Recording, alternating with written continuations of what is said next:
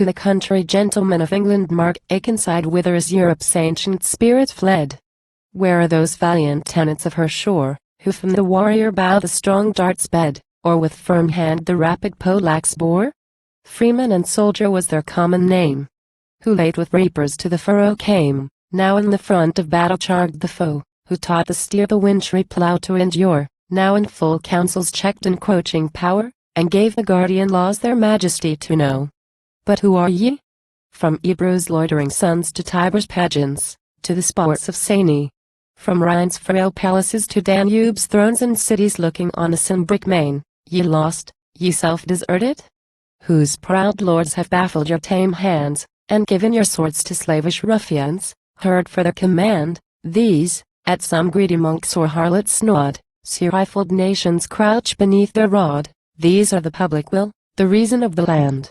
Thou, heedless Albion, what, alas, the while dost thou presume?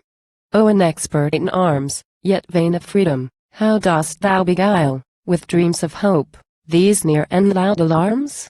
Thy splendid home, thy plan of laws renowned, the praise and envy of the nations round, what care hast thou to guard from fortune's sway? Amid the storms of war, how soon may all the lofty pile from its foundations fall, of ages the proud toil, the ruin of a day. No, thou art rich, thy streams and fertile vales add industry's wise gifts to nature's store, and every port is crowded with thy sails, and every wave throws treasure on thy shore. What boots it? If luxurious plenty charm thy selfish heart from glory, if thy arms shrink at the frowns of danger and of pain, those gifts, that treasure is no longer thine. O rather far be poor. Thy gold will shine tempting the eye of force, and deck thee to thy bane. But what hath force or war to do with thee? Girt by the azure tide, and firm sublime amid thy floating bulwarks, thou canst see, with scorn, the fury of each hostile clime dare it reach thee. Sacred from the foe are thy fair fields. Athwart thy guardian prow no bold invader's foot shall tempt the strand, yet say, my country, will the waves and wind obey thee? Hast thou all thy hopes resigned to the sky's fickle faith? The pilot's wavering hand? For O may neither fear nor stronger love, by thy virtuous princess nobly won, thee, last of many wretched nations, move, with mighty armies stationed round the throne to trust thy safety. Then, farewell the claims of freedom. Her proud records to the flames then bear, an offering at ambition's shrine.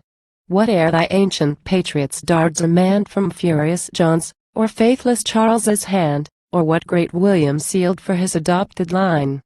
But if thy sons be worthy of their name, if liberal laws with liberal hearts they prize, let them from conquest, and from servile shame in war's glad school their own protectors rise.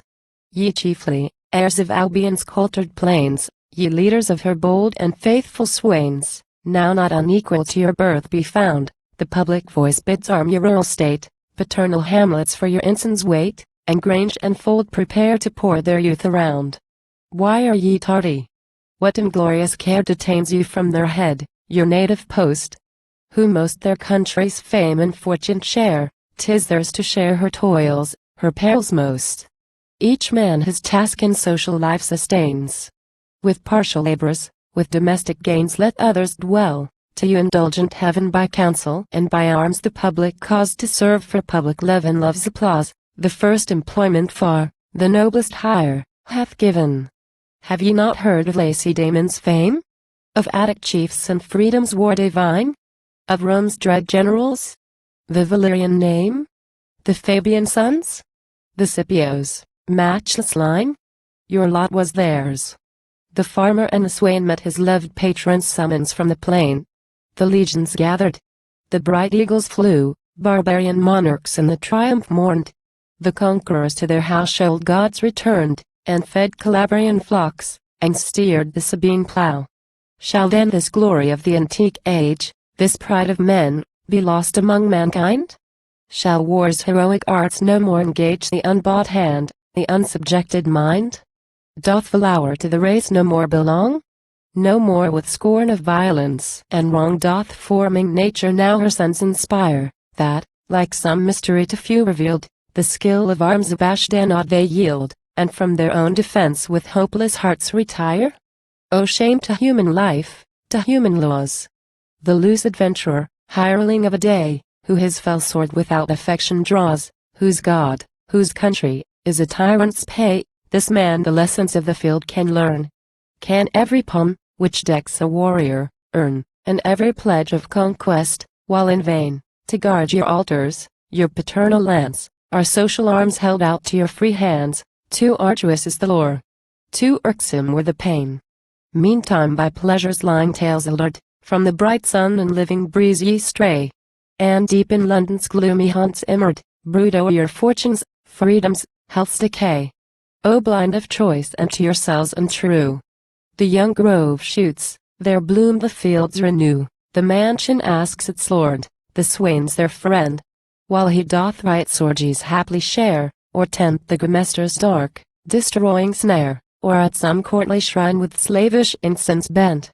And yet full oft your anxious tongues complain that lawless tumult prompts the rustic throng, that the rude village inmates now disdain those homely ties which ruled their fathers long.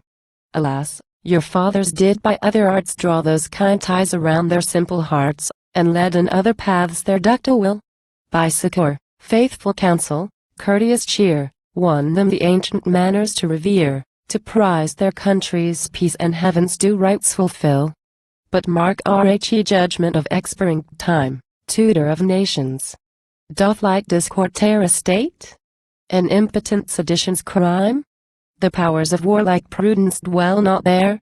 The powers who to command and to obey, instruct the valiant. There would civil sway the rising race to manly concord tame? Oft let the marshalled field their steps unite, and in glad splendor bring before their sight one common cause and one hereditary fame. Nor yet be out, nor yet your task disown, though war's proud vagaries look on severe. Though secrets, taught erewhile to them alone, they deem profane by your intruding ear.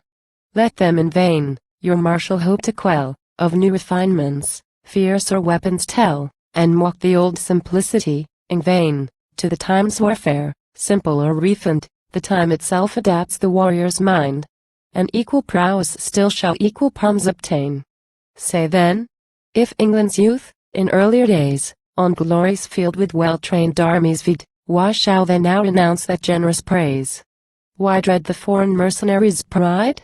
Though Valois braved young Edward's gentle hand, and Albret rushed on Henry's way-worn band, with Europe's chosen sons in arms renowned, yet not on Vere's bold archers long they looked, nor Audley's squires nor Mowbray's yeomen brooked. They saw their standard fall, and left their monarch bound.